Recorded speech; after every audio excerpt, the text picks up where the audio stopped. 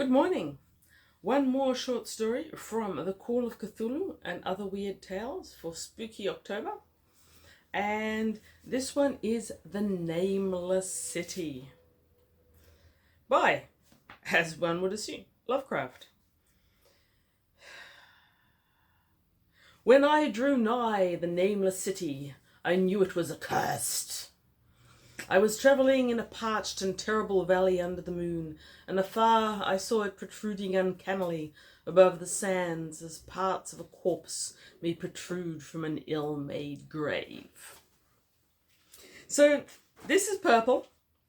This is Lovecraft at his most livid purple, so purple it is through the spectrum and into the ultraviolet. You're either gonna love it or you're gonna hate it, because this is Lovecraft as we know it. The story is a man and his camel go in search of this nameless city that the Arabs in the region say that no one should visit and they shun. No legends tell the name of the city, and Lovecraft does not at any point bother to provide us the name of our protagonist. Nor the name of the camel either, but the camels are always ignored, right? So this man travels to this deserted city and spends a day roving it, though at night he is terrified and he goes to sleep outside, comes back to re-examine the city. He finds this series of really small temples, he's calling them, because there's altars inside. The entrance is so short that he has to go down on hands and knees and crawl to get in.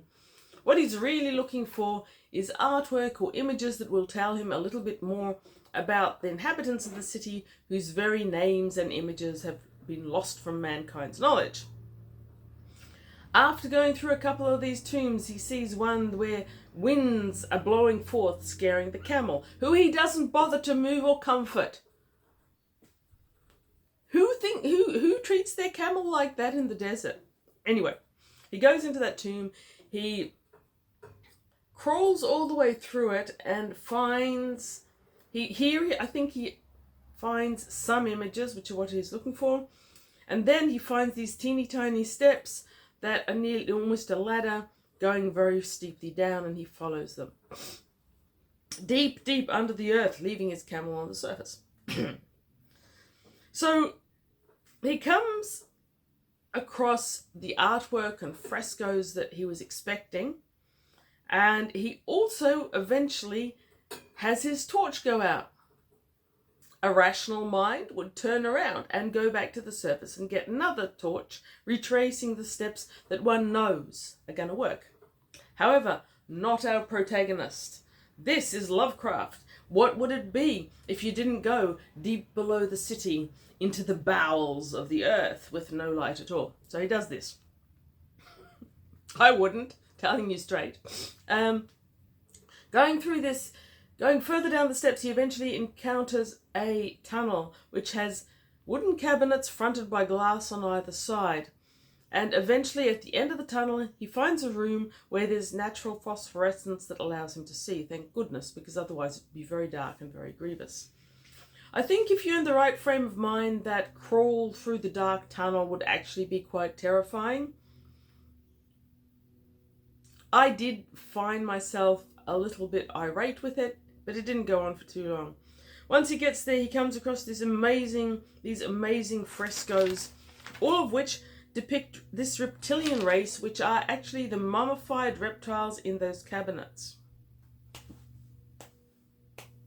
Combined with the fact that it's a really, really old city, and that no one knows who lives in it, and that the steps are way too small for human feet, the logical assumption would be that maybe the reptiles live there.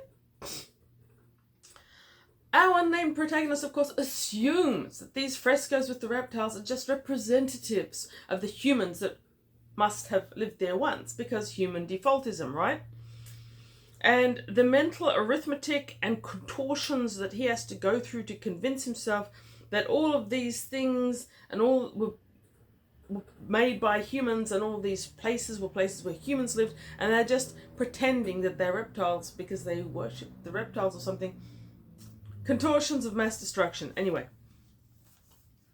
still, I was quite enjoying it. The acute livid fantasizing about how terrible this city is going to be, leads us up to it in what I found a humorous way, because horror after a while deadens your nerves, and it was all just a little bit funny. This was more than a little bit funny, to be honest. So once again, Lovecraft gives us some of that Cthulhu mythos as our unnamed protagonist muses about streets of Ma'ar and of Ib that was carven of grey slate before mankind. That's on page 37. So many tie-ins with other books in this one that I really liked. I would love to discuss that with someone who also found the tie-ins. Al-Hazarad, the mad Arab, is mentioned a lot as the person who gave unnamed protagonist the directions to get to this city. Al-Hazarad is also the Al-Hazarad icon in A Night in the Lonesome October, which I plan to read a bit later in this month, by Roger Zelazny. It also mentions Lord Dunsany's tales and Thomas More, who he quotes to himself to cheer himself up while climbing down those dark stairs. Whatever works for you, dude. The idea of a metropolis below the sands was used by John Wyndham in The Little People. I'm going to guess it's John Wyndham wrote it second and Lovecraft first. I should probably have looked that up, but I didn't. So, there's the thing I wrote here. Where is it? Oh, yes. So, the style is lurid. It is florid. It is melodramatic, nay, almost hysterical exploration of some fairly innocent archaeological city. Because it takes a while to convince me, the reader at least, that there's anything particularly treacherous, dangerous, arcane about this city. It's just a deserted city in the desert with no indication of who built it or what it's doing there. And I don't find that terrifying. I do find it fascinating. I would totally go to that city. I might even go into the temples. Would I go down those stairs? Well, only in daylight and only with a good torch. But it's fun. The lurid, florid, exceptionally purple style is what makes it horror, if anything does. Otherwise, it's just a bit of a giggle, and I did find it enormously fun. I will criticize the hell out of it, mind you, but I did find it a lot of fun. I was kind of delighted by the reading of it because of the terrible ultraviolet, but it's good. It's Lovecraft. Too much of it feels like diabetes of the reading gland, but some of it is excellent. I did like, and this is a bit spoilery, I guess. Can you spoiler Lovecraft, really? At the end, he's descended down these stairs and he's in this phosphorescent lit chamber where he's going all around looking at the frescoes, which tell him quite clearly that humans built all of this stuff long before the continents were this shape. That's the other thing. Part of this fresco describes how this city was once this bustling seaport before Africa emerged from the waves. That was kind of cute. Completely incorrect, but that's beside the point. This city is in the sands of Araby. I kid you not. Africa emerged from the waves, taking the seaport down so that now it's in the middle of a dry and dusty desert. The frescoes show how the inhabitants tried to overcome this drying of their city and survive, and eventually built that huge underground city. John Wyndham, The Secret People. I'm sure the two of them are related. Kind of have to be. Now, these reptiles, which we, the readers, are quite certain still live in those phosphorescent depths, and you don't want to go down any more of those stairs, dude. He doesn't go down any more of those stairs. He feels a dread.